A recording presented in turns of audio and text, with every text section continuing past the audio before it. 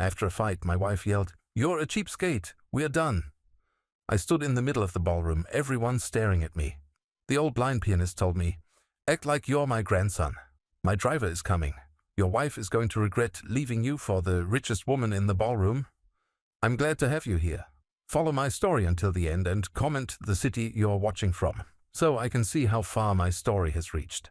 My name is Fred, and at 58 years old, I thought I knew what humiliation felt like. I was wrong.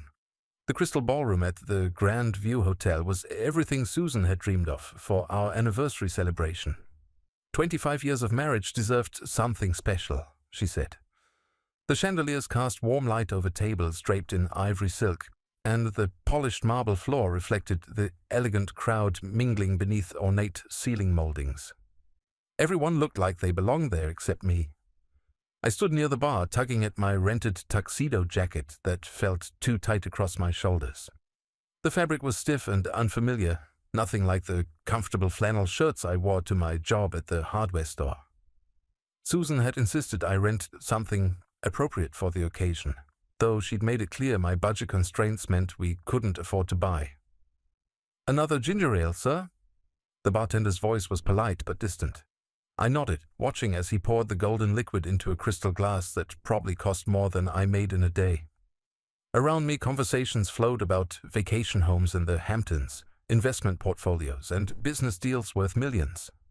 I felt like an imposter at my own anniversary dinner. Susan appeared at my elbow, her red dress hugging curves that still took my breath away after all these years. But her expression was tight with barely contained frustration. "Fred, you've been standing here for 20 minutes, she hissed, her voice low enough that nearby guests couldn't hear. "Mrs. Whitmore wants to meet you, and you're hiding behind the bar like some kind of wallflower."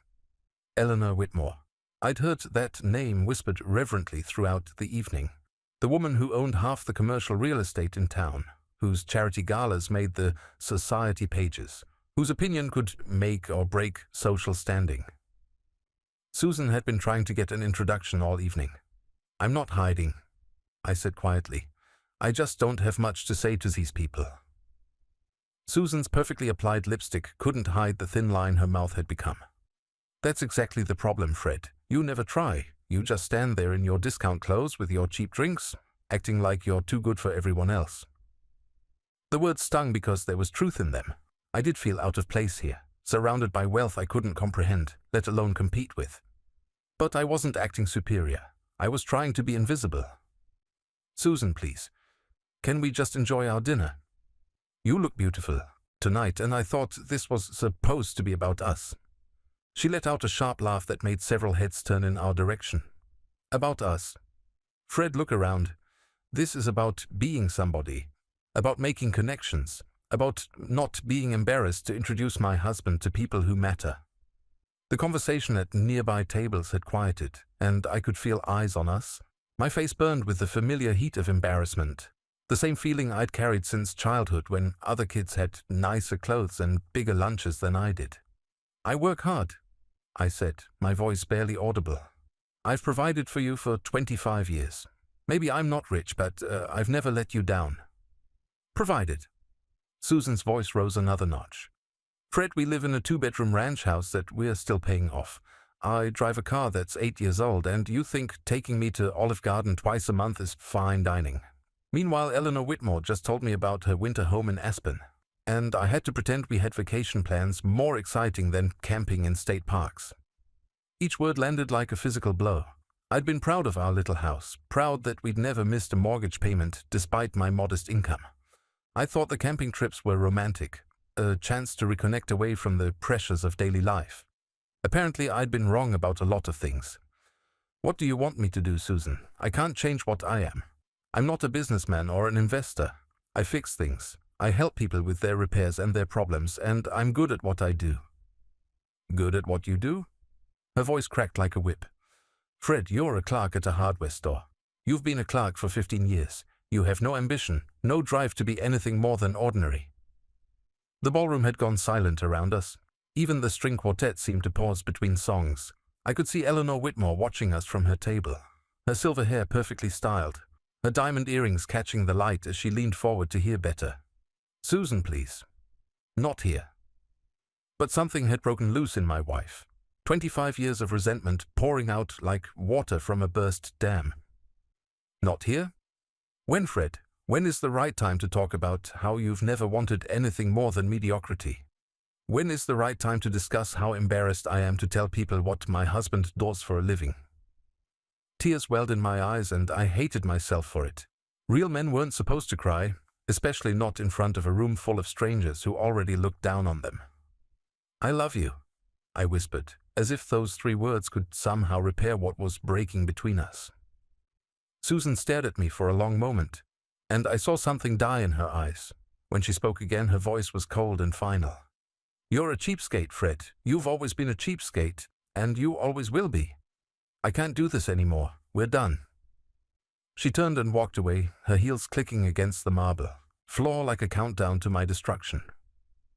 I watched her approach Eleanor Whitmore's table, watched the elegant older woman stand and embrace my wife like she was welcoming her into some exclusive club I'd never be invited to join. I stood there in the middle of the ballroom, surrounded by whispers and barely concealed stares. Some faces showed pity, others amusement, but most just looked uncomfortable, as if my public humiliation was a social disease they might catch. My hands shook as I set down my ginger ale on a nearby table. The crystal made a small ringing sound against the marble top, absurdly delicate in the heavy silence that surrounded me. Then I heard it. The gentle sound of piano keys, a soft melody that seemed to acknowledge my pain without judgment. I turned toward the corner of the ballroom where an old man sat at a baby grand piano, his fingers moving across the keys with practiced grace. He was thin and frail-looking, probably in his 80s, with silver hair and dark glasses that suggested he was blind. As I watched, he turned his head slightly in my direction, as if he could sense my presence despite his blindness. Then he did something that surprised me. He smiled. It wasn't a pitying smile or a mocking one. It was knowing, almost conspiratorial, as if we shared some secret that nobody else in the room understood. The pianist's fingers never stopped moving, but his voice carried across the ballroom's acoustics with surprising clarity. "Young man," he said, though his tone suggested he knew I wasn't that young anymore, "would you mind helping an old musician with something?" I walked toward the piano, grateful for any excuse to escape the staring eyes and whispered conversations that followed my public humiliation. The old pianist's fingers continued their gentle melody, something classical that I couldn't name but that seemed to settle the knots in my stomach. "Yes, sir," I said, stopping beside the gleaming black piano. "What can I help you with?" The old man's smile widened and he gestured to the empty space beside the piano bench. "Please sit with me for a moment. My name is Harold Pemberton, and I've been playing piano in this ballroom for more years than I care to count." I glanced back toward Susan, who was now seated at Eleanor Whitmore's table, animated in conversation with a group of well-dressed women who hung on her every word. She hadn't looked in my direction once since walking away. "Fred Morrison," I said, settling onto the edge of the bench beside Harold. "I appreciate the distraction, but I should probably leave soon." Harold's fingers transitioned into a different melody, something softer and more melancholy. "Should you? Or are you simply running away from something that might change your life forever?" The words sent a chill down my spine. There was something in Harold's tone that suggested he knew more about my situation than a stranger should. "I'm sorry, but how could you possibly know anything about my life? We've never met before tonight." Harold chuckled, a sound like dry leaves rustling. "Oh, but we have met, Fred. Not directly, perhaps, but our paths have crossed in ways you couldn't possibly imagine." I studied his profile, the sharp nose and high cheekbones, the way his silver hair was perfectly combed despite his obvious age. His dark glasses reflected the ballroom's chandeliers, making it impossible to see his eyes, but I had the unsettling feeling that he could see me perfectly well. "I'm afraid I don't understand. Tell me, Fred, do you remember your father speaking about his time in Korea? Specifically about a fellow soldier named Tommy Pemberton?" My breath caught in my throat. My father had died when I was 17, but I remembered his war stories. Tommy Pemberton had been his best friend in the service, the man who'd saved Dad's life during an ambush near Seoul. Dad had talked about Tommy with a mixture of love and sadness, mentioning how they'd lost touch after the war, despite promises to stay in contact. "Tommy Pemberton was my nephew," Harold said quietly. his fingers never missing a note. He wrote to me about your father many times. Robert Morrison, Bobby to his friends.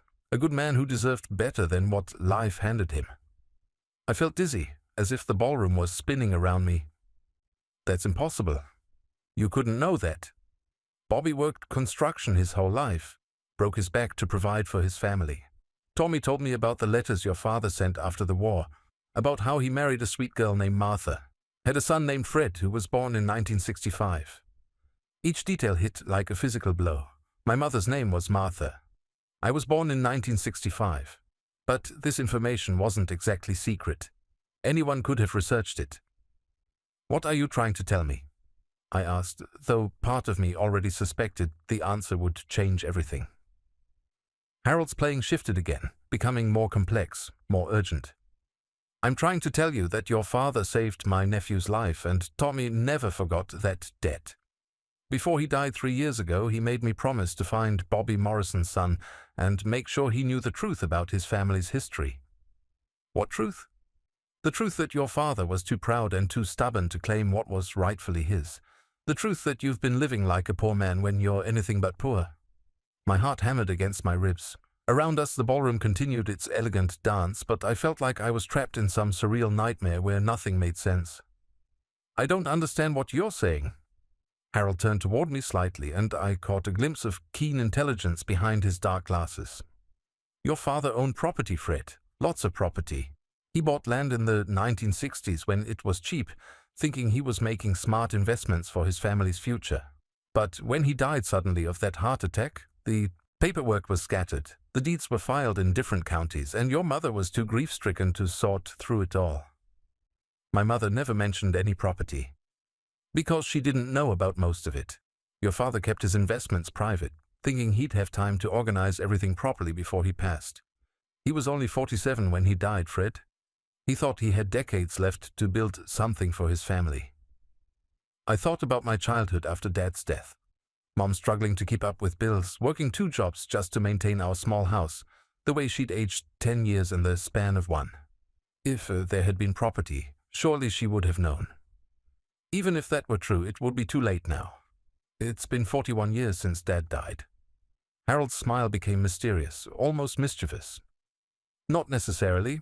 You see, when property taxes aren't paid for extended periods, the state takes over. But there are legal mechanisms for rightful heirs to reclaim inherited property, especially when the original owner's death left affairs in disarray. My mouth went dry. Are you saying there's still property out there with my father's name on it? I'm saying there's property that should have your name on it now. Tommy spent the last 5 years of his life researching your father's investments, tracking down deeds, following paper trails that led to some very interesting discoveries. What kind of discoveries? Before Harold could answer, I heard the sharp click of heels approaching. Susan appeared beside the piano, her face flushed with excitement or alcohol, I couldn't tell which. Fred, what are you doing? She demanded. I've been trying to introduce you to important people, and you're hiding in the corner with the piano player? Harold's fingers never stopped moving across the keys, but his voice carried clearly. Mrs. Morrison, how lovely to finally meet you. I've heard so much about you. Susan blinked, clearly taken aback. I'm sorry, have we met? Not formally, but I've been watching you this evening. You seem to have made quite an impression on Eleanor Whitmore. Something flickered across Susan's face, a mixture of pride and wariness. Mrs. Whitmore has been very kind. She's taken an interest in my future. I'm sure she has, Harold said, and there was something almost predatory in his tone. Eleanor has always been excellent at recognizing opportunity. A sound from outside caught Harold's attention, the low rumble of an expensive engine pulling into the hotel's circular drive. His playing stopped abruptly, the sudden silence startling in its completeness. Ah, he said, rising from the piano bench with surprising agility for his age. My ride has arrived? I stood as well, confused and desperate for answers to the dozens of questions racing through my mind. Wait, you can't just leave. What about my father's property? What about these discoveries you mentioned? Harold reached into his jacket pocket and pulled out an elegant business card, pressing it into my palm. All in good time, Fred, but first I need you to do something for me. What? When my driver comes inside to collect me, I want you to act like you're my grandson. Play along with whatever I say, and don't ask questions until we're in the car." "I don't understand." Harold's grip on my arm was surprisingly strong. "Trust me, Fred.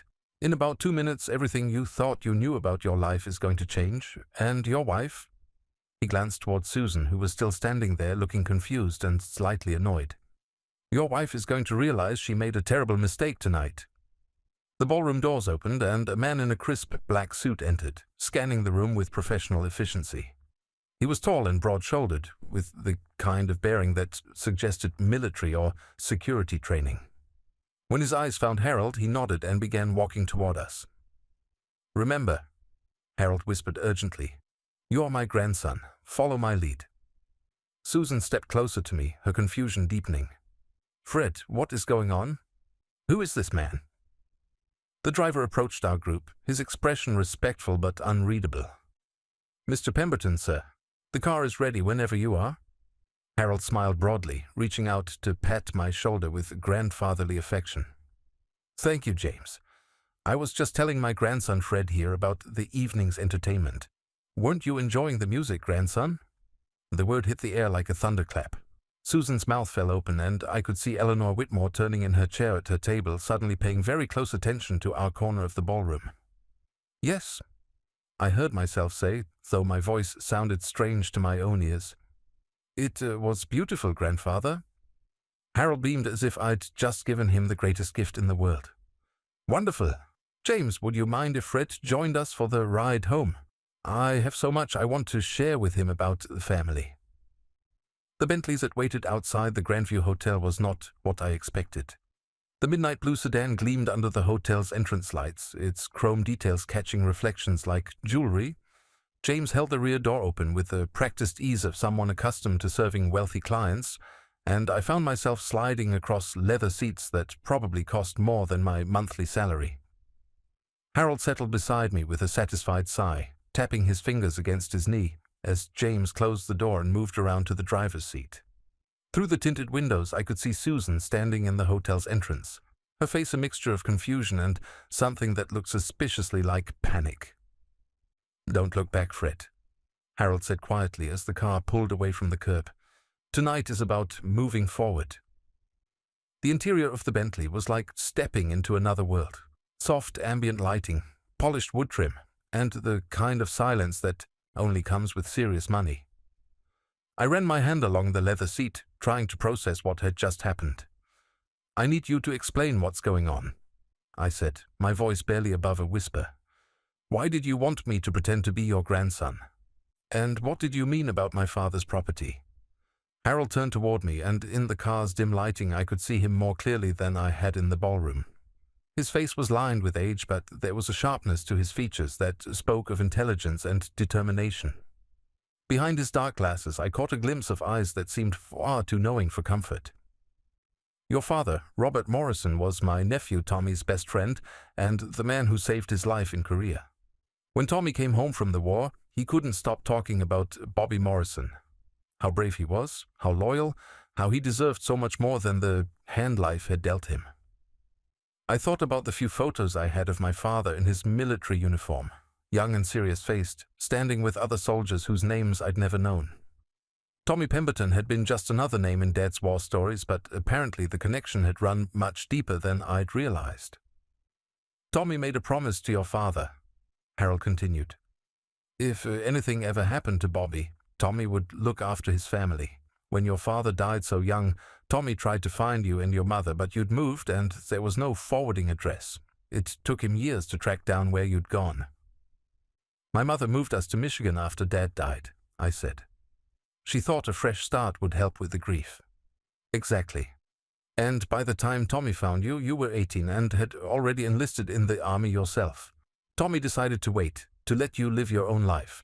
But he never stopped watching from a distance.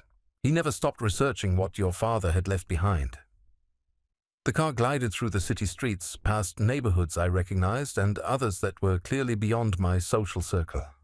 Massive houses with circular drives and manicured lawns, the kind of wealth I'd only seen in magazines. "You mentioned property," I said. "What kind of property?"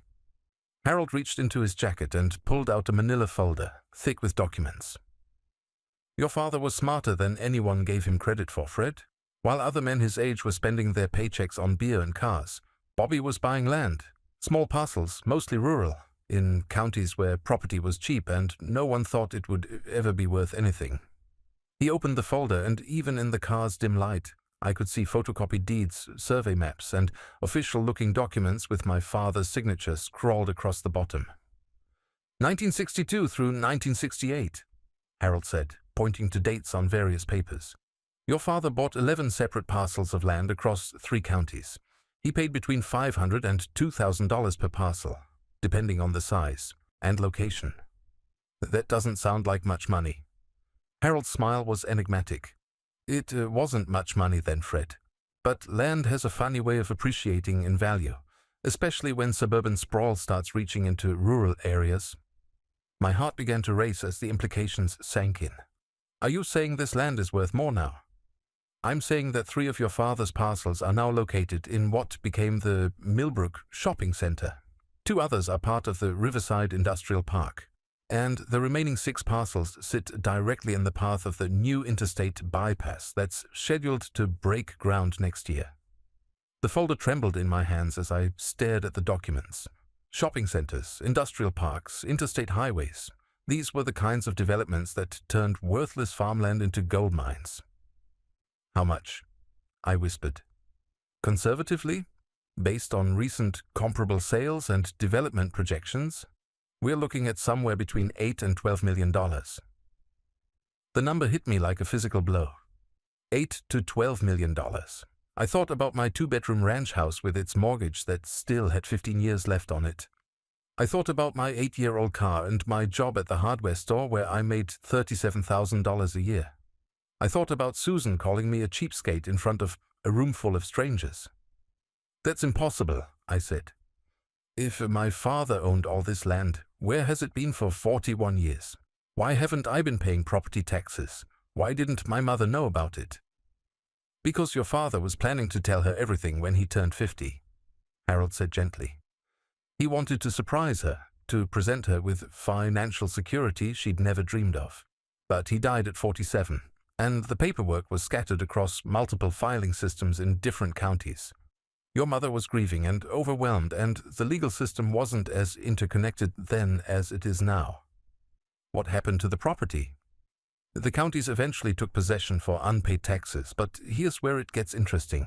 Because your father's death was sudden and his affairs were in disarray, the properties were never properly processed through probate court.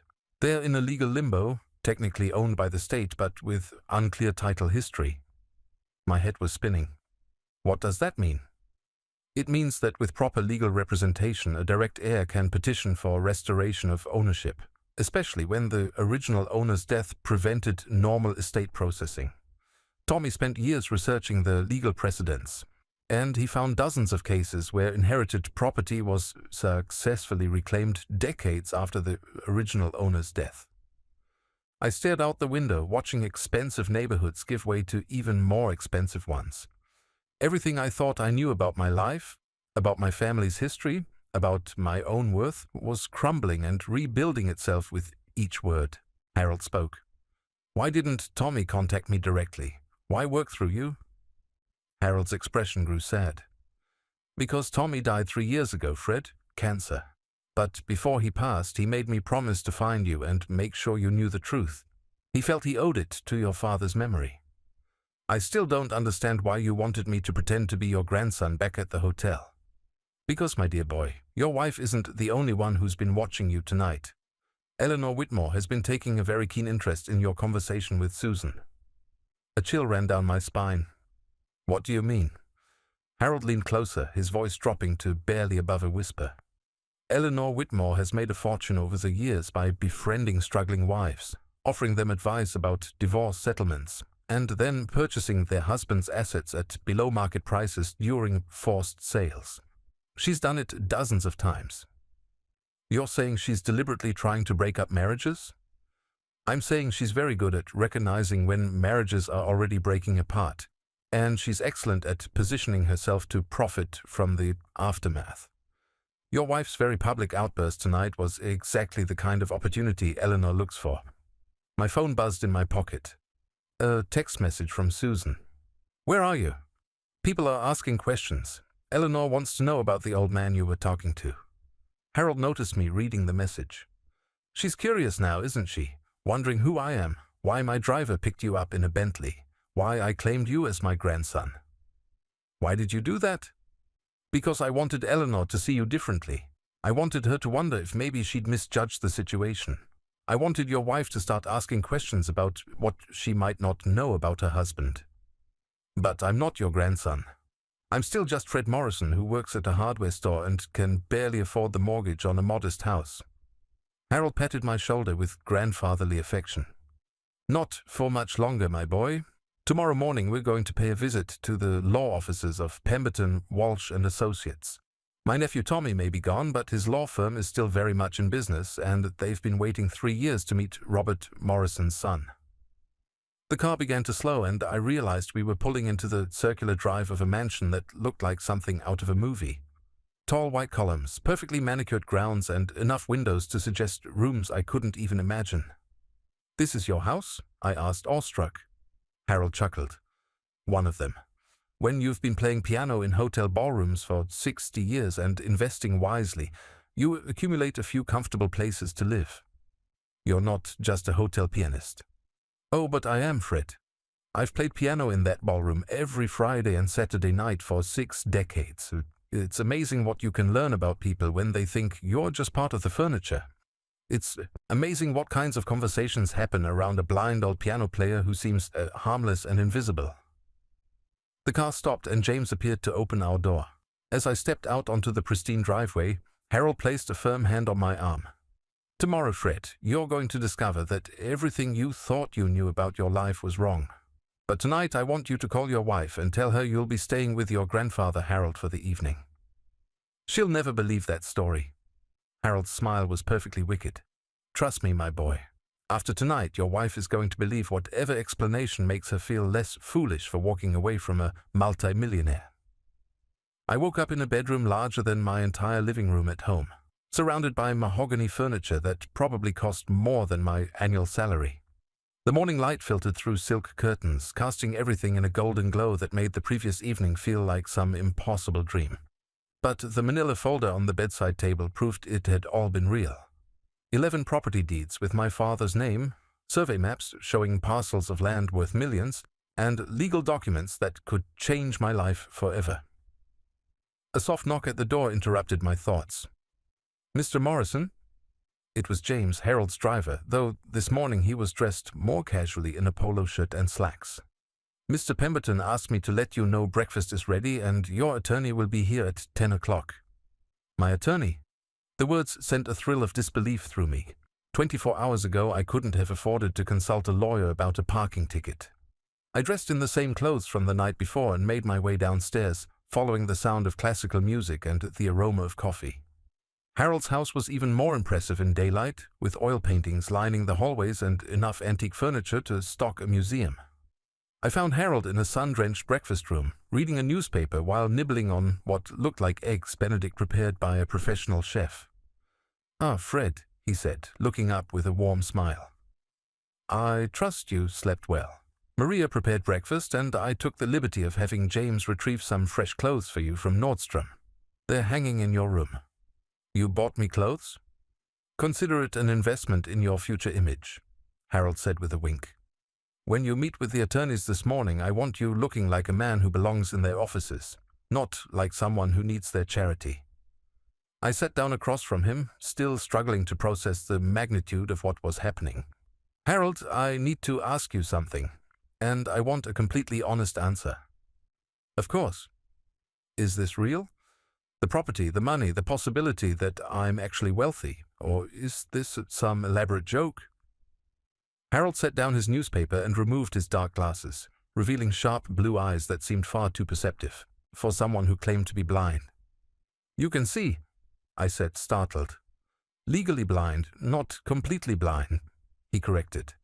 "I can make out shapes, shadows, general movements. But yes, I can see well enough to read large print and navigate familiar spaces. The dark glasses are partly practical and partly theatrical. People tend to speak more freely around someone they perceive as harmless. That still doesn't answer my question about whether this is real. Harold reached across the table and picked up the manila folder, opening it to a specific page. This is a certified copy of a deed filed in Riverside County on September 15, 1964. Your father purchased 47 acres of farmland for $800. That same property now sits underneath the Riverside Industrial Park, where monthly lease payments total approximately $73,000. He flipped to another page. This is a property assessment from Montgomery County showing 18 acres purchased by Robert Morrison in 1966 for $1,200. The county is currently negotiating with developers who want to build a shopping complex on that land. Conservative estimates place its current value at $2.8 million. Document after document, each one more staggering than the last. My father hadn't just bought random patches of land. He'd somehow managed to identify areas that would become incredibly valuable decades later. How did he know? I whispered. Your father was a construction worker, Fred. He knew which areas were slated for future development because he worked on the projects that would eventually connect rural areas to expanding suburbs. He understood infrastructure in ways that most investors didn't. My phone buzzed with a text message. Susan. Fred, where are you? I'm worried. Please call me. Harold noticed me reading the message. She's starting to wonder if she made a mistake last night. What am I supposed to tell her? Nothing for now. Let her wonder, let her ask questions, let her realize that maybe she doesn't know her husband as well as she thought she did. At exactly 10 o'clock, the doorbell rang and James escorted two men in expensive suits into Harold's study. The first was tall and silver-haired with the kind of confidence that comes from winning high-stakes legal battles. The second was younger but equally well-dressed, carrying a briefcase that looked like it could hold state secrets. Fred Morrison, Harold said, rising from behind an enormous mahogany desk. I'd like you to meet Jonathan Walsh and David Pemberton. They've been handling your family's legal affairs for the past 3 years. David Pemberton extended his hand with a warm smile. Mr. Morrison, it's an honor to finally meet you. My father, Tommy Pemberton, spoke of you and your father often. I'm sorry we couldn't connect under happier circumstances. Tommy's son, I said, shaking his hand. I'm sorry for your loss. Thank you. Dad would be thrilled to know we finally tracked you down. Jonathan Walsh opened his briefcase and spread documents across Harold's desk. Mr. Morrison, I'm going to be direct with you because time is somewhat of the essence here. Your father owned significant property that has been in legal limbo for over 40 years.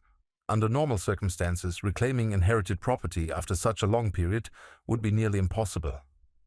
My heart sank. But your case has several unique factors that work in your favor.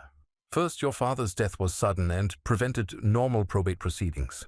Second, the properties were scattered across multiple counties with poor communication between filing systems. Third, and most importantly, recent changes in state law regarding abandoned property have created new opportunities for legitimate heirs to reclaim assets. David spread out a map showing the various properties highlighted in different colors. We've spent 3 years researching not just the legal aspects, but also the current status and value of each parcel. 5 of the properties are currently generating income through commercial leases. 3 are undeveloped, but located in high-growth areas. And 3 are positioned to become extremely valuable when the new interstate construction begins next year. What's the total value? Jonathan and David exchanged glances. Conservative estimate, assuming current market conditions and planned development projects, we're looking at approximately $11.7 million. The number hit me like lightning. $11.7 million. I thought about my conversation with Susan the night before. Her humiliation about our modest lifestyle, her embarrassment at not having vacation homes or luxury cars. What do I need to do to claim this property? We file a series of petitions with the appropriate courts, Jonathan explained. Given the unusual circumstances and the length of time involved, we expect some resistance from the counties involved. They've been collecting revenue from these properties for decades and they won't want to give them up easily. How long will the process take?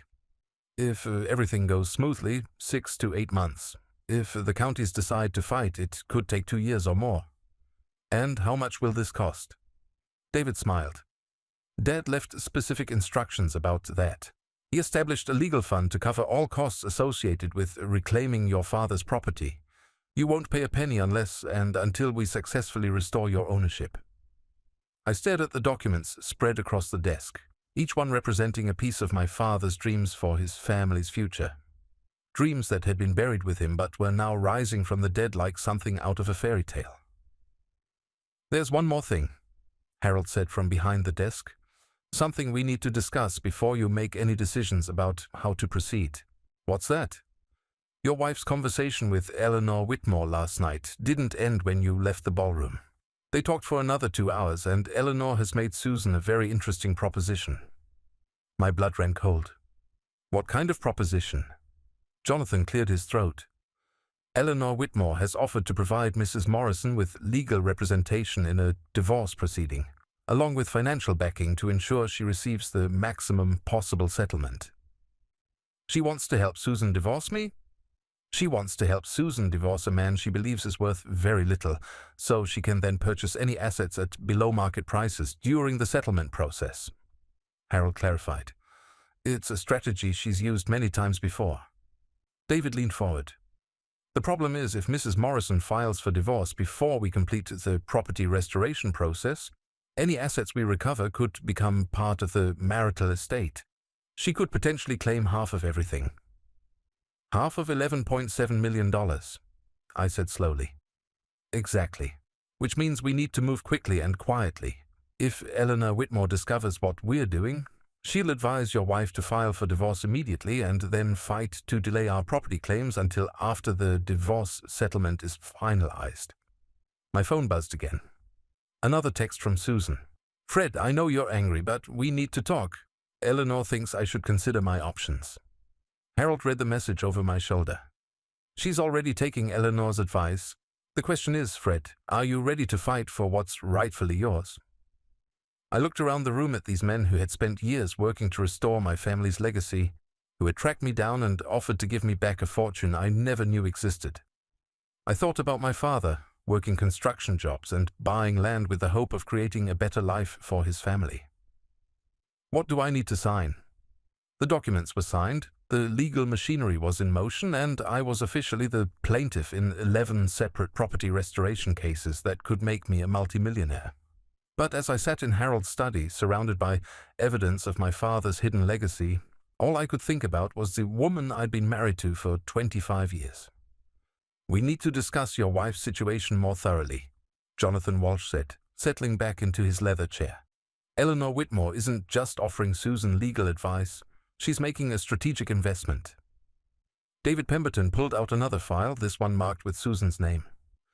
We've done some preliminary research on Mrs. Morrison's activities over the past few months.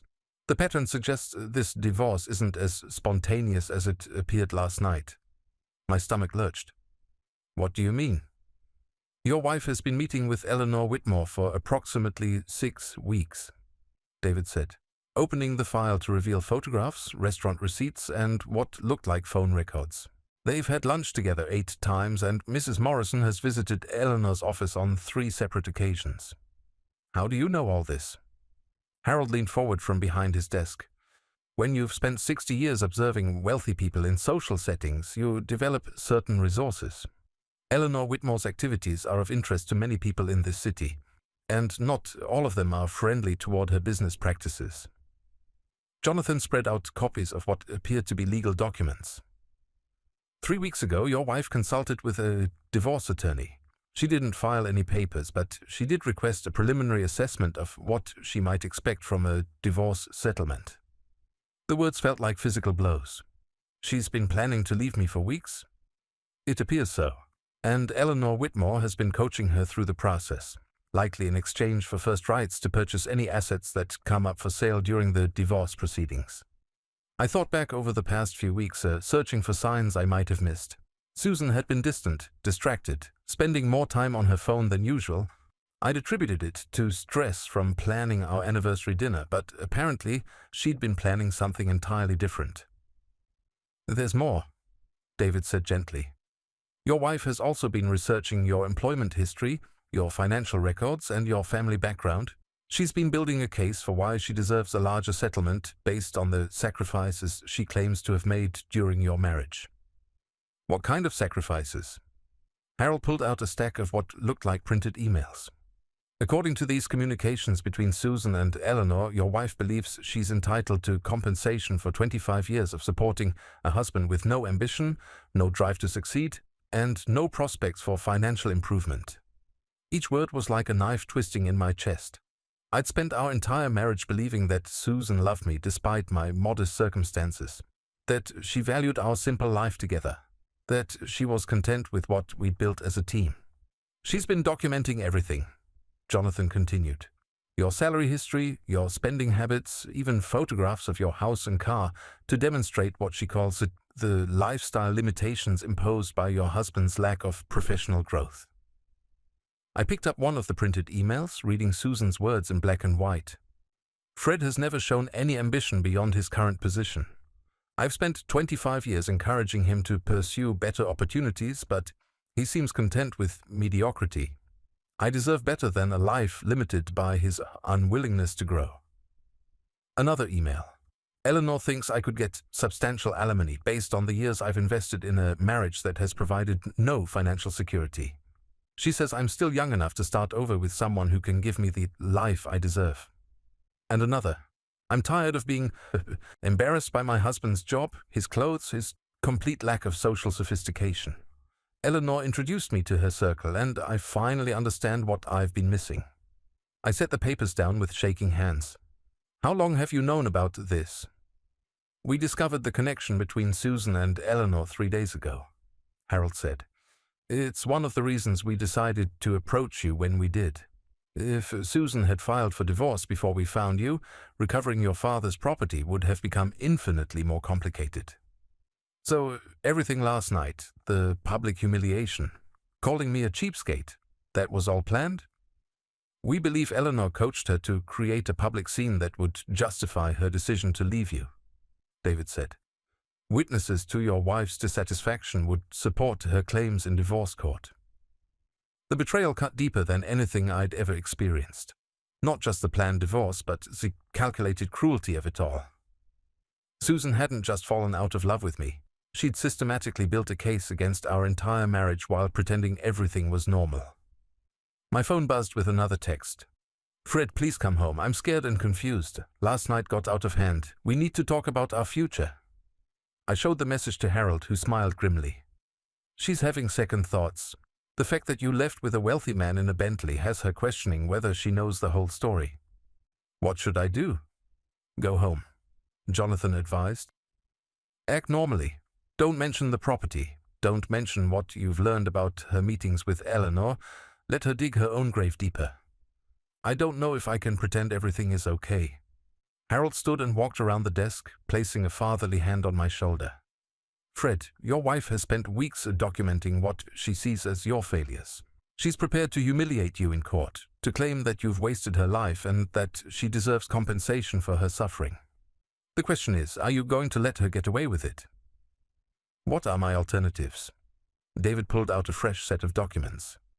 We could file a countersuit alleging fraud and emotional distress. If we can prove she entered into a conspiracy with Eleanor Whitmore to manipulate the divorce proceedings for financial gain, we could potentially recover damages. Or, Jonathan added, we could let her file for divorce and then surprise her with the property revelations. She'd be entitled to half of whatever we recover, but she'd also be tied to a legal process that could take years to resolve. Eleanor Whitmore would lose interest once she realizes there are millions of dollars at stake and serious legal complications. I thought about the woman I'd loved for 25 years, the woman who'd shared my bed and my dreams and my modest life, the woman who'd apparently been documenting my inadequacies while planning her escape. There's a third option, Harold said, quietly. We could give Susan exactly what she thinks she wants. I don't understand. Your wife believes you're worth very little.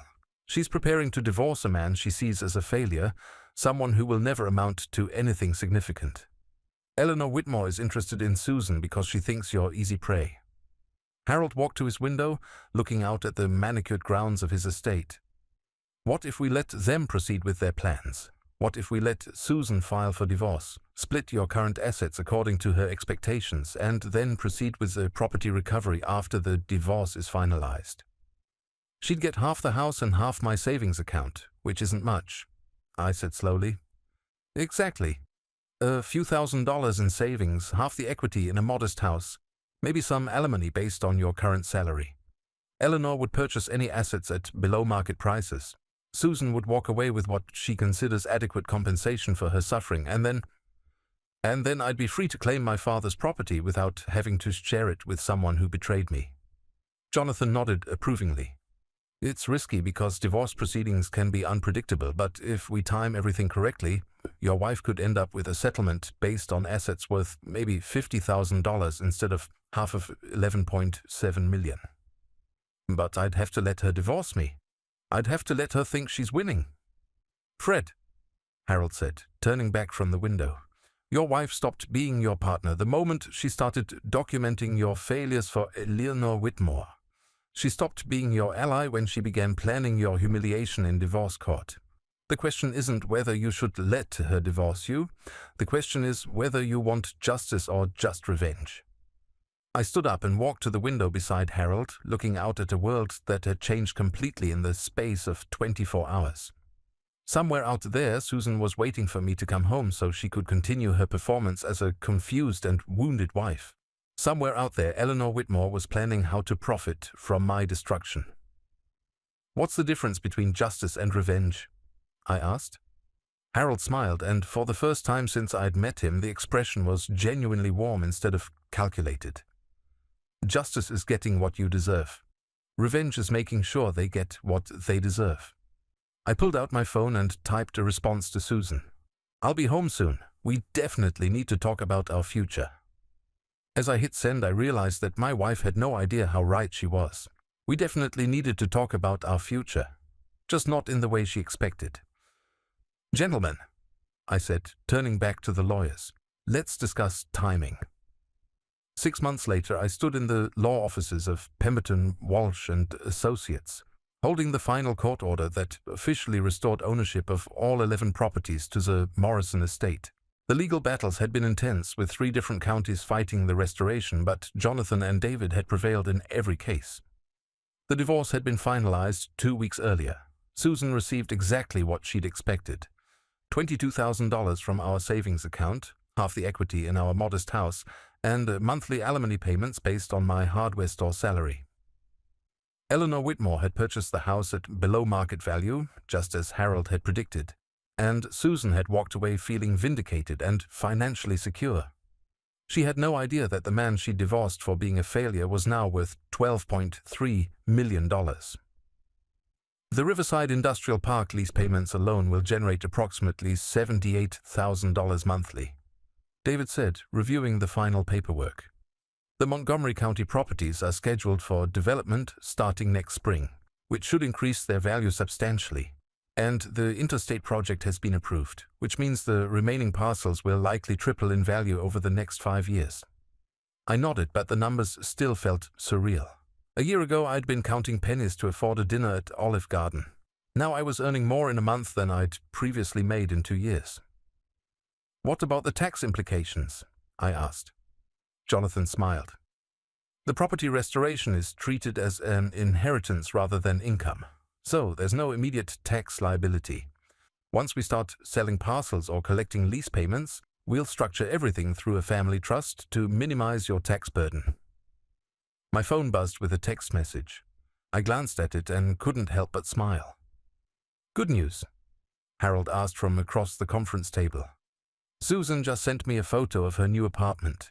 She's very excited about her independence and her fresh start. Harold chuckled. I imagine she is. Eleanor Whitmore's circle must be very impressed with her successful divorce settlement. The irony was perfect. Susan believed she'd escaped a life of limitation and mediocrity. She told anyone who would listen about how she'd finally found the courage to leave her unmotivated husband and claim the life she deserved. Eleanor had introduced her to other divorced women who'd successfully upgraded their circumstances, and Susan felt like she'd joined an exclusive club. "Have you decided what you want to do with the Morrison Trust?" David asked. "I'd established the trust not just for tax purposes, but because I wanted my father's legacy to mean something beyond just accumulating wealth. I want to create a scholarship fund for children of construction workers and tradespeople, kids whose parents work with their hands but dream of giving their children opportunities for higher education." "That's a beautiful tribute to your father," Harold said. "And I want to endow a music program for underprivileged kids. Piano lessons, specifically." Harold's eyes brightened, behind his dark glasses. "Any particular reason for piano lessons?" "Because I met a piano player who taught me that sometimes the most important people in your life are the ones you least expect to matter." We spent the next hour finalizing details, signing papers, and setting up the financial structures that would manage my new wealth. When everything was complete, Jonathan and David shook my hand and congratulated me on successfully reclaiming my father's legacy. As they left, Harold and I remained in the conference room, surrounded by the paperwork that had transformed my life. "What will you do now?"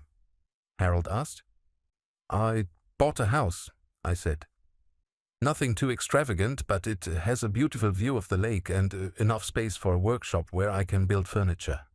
I'm going to keep working at the hardware store for now, at least until I decide what I really want to do with the rest of my life." "And Susan?" I pulled out my phone and showed Harold a series of recent social media posts. Susan at elegant restaurants, Susan at charity galas, Susan wearing expensive dresses and jewelry that she'd obviously purchased with her divorce settlement and alimony payments. "She's living the life she always wanted," I said. "She's dating a businessman who drives a Mercedes and takes her to country club events. She posts constantly about how happy she is to finally be with someone who appreciates her worth. Do you miss her?" The question surprised me with its directness.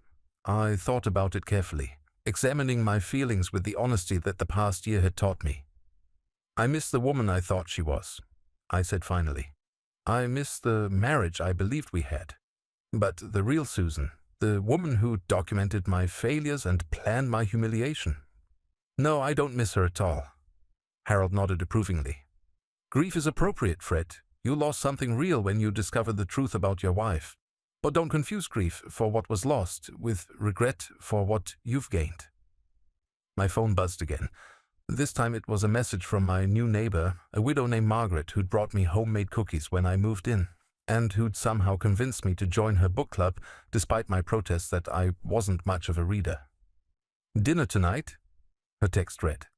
"I'm making pot roast and it's too much for one person." I typed back, "I'd love to. Can I bring dessert?" Her response came immediately. "Only if you promise not to buy it from the expensive bakery. I saw those shopping bags from Whole Foods. You're getting too fancy for this neighborhood." I laughed out loud. Margaret had no idea about my financial situation. To her, I was just Fred, the divorced guy who worked at the hardware store and was learning to live alone for the first time in 25 years. She liked me for exactly who I appeared to be, which was somehow both humbling and liberating. "New friend?" Harold asked. "Maybe more than a friend eventually. She's kind and genuine and completely unimpressed by wealth or status. She volunteers at the animal shelter and grows her own vegetables and thinks the most exotic vacation destination is the state park 2 hours north of here. She sounds perfect for you." The funny thing is, Susan would have hated her, would have considered her small-minded and unambitious. But Margaret is the most content person I've ever met. She's happy with her life, grateful for what she has, and interested in people for who they are rather than what they can provide. Harold stood and walked to the conference room window, looking down at the city street where expensive cars navigated between pedestrians hurrying to important appointments. "You know," he said thoughtfully, "Susan got exactly what she wanted. She's free from what she considered a limiting marriage. She has enough money to maintain her lifestyle for several years, and she's connected to a social circle that validates her choices. Are you suggesting I should feel sorry for her?" "Not at all. I'm suggesting that sometimes the best revenge is simply allowing people to get exactly what they think they want." I joined him at the window, watching the city bustle below us. Somewhere out there, Susan was probably getting ready for another elegant evening with her new boyfriend, probably posting photos of her outfit and her dinner reservations, probably feeling victorious about the life she'd created for herself. She had no idea that the man she divorced for being a cheapskate was now worth more money than she'd ever dreamed of. She had no idea that the property recovery she'd never known about could have given her a lifestyle beyond her wildest fantasies. She had no idea that her former husband was now in a position to buy and sell people like Eleanor Whitmore without thinking twice about it. The beautiful thing about justice, Harold said, is that it doesn't require the guilty parties to understand what's happening to them. Susan will live her entire life believing she made the right choice, believing she escaped a limiting situation and found something better. She'll never know what she lost. And Eleanor Whitmore? Harold's smile was enigmatic. Eleanor made her profit from your house sale, but she's also now tied to a woman whose financial security is entirely dependent on alimony payments from a hardware store clerk. Susan isn't the wealthy conquest Eleanor thought she was acquiring. She's just another divorced woman with limited assets and expensive tastes. I thought about the last time I'd seen Eleanor, at a restaurant downtown where I'd taken Margaret for her birthday. Eleanor had been dining with Susan and another couple, and Susan had spotted me across the restaurant. She'd waved enthusiastically, probably wanting to show off her new lifestyle to her ex-husband. But I'd simply nodded politely and returned my attention to Margaret's story about a rescue dog she was trying to find a home for. Eleanor had studied me for a long moment, clearly trying to reconcile my presence at an upscale restaurant with her assessment of my financial situation. But since I was dressed in simple khakis and a button-down shirt, driving my modest car and dining with a woman who wore a sweater she'd obviously knitted herself, Eleanor had apparently concluded that I was simply stretching my budget for a special occasion. "I have one more surprise for you," Harold said, pulling an envelope from his jacket pocket. "Consider it a housewarming gift." I opened the envelope to find a deed to a small piece of property about an hour north of the city. According to the paperwork, it was 17 acres of wooded land with a small cabin and a pond. "Harold, I can't accept this." "It's not valuable in terms of development potential," he said. "Just a quiet place where a man can think, where he can remember his father without distractions, where he can decide what kind of legacy he wants to leave for the next generation." I stared at the deed, overwhelmed by the generosity of this man who'd become so much more than the stranger who'd rescued me from my humiliation. "Thank you," I said, "for everything. Not just the property, but for giving me back my father's dreams, for teaching me the difference between justice and revenge, for showing me that sometimes losing everything is the only way to discover what you're really worth." Harold clapped me on the shoulder with genuine affection. "Your father would be proud of you, Fred. You took everything that life threw at you, and you turned it into something beautiful." As we left the law office together, I felt a peace I'd never experienced before. I had more money than I'd ever dreamed of, but more importantly, I had something Susan had never been able to take away from me. Self-respect. My phone buzzed one more time. Margaret again. "Change of plans. My granddaughter just called, and she's bringing her new boyfriend to dinner. Hope you don't mind a full house. Fair warning, she'll probably interrogate you about your intentions with her grandmother." I typed back, "Looking forward to it. I'll bring enough dessert for everyone." As I walked to my car, I realized that Margaret's granddaughter's boyfriend would be meeting the real Fred Morrison tonight. Not the failure Susan had described to her divorce attorney, not the cheapskate she'd humiliated in a ballroom, not the limited man who'd held her back from the life she deserved. He'd be meeting a man who'd learned to value himself, who'd discovered that true wealth had nothing to do with bank accounts and everything to do with dignity, kindness, and the courage to build a life based on authenticity rather than pretense. And that man, I realized, was worth far more than $12.3 million.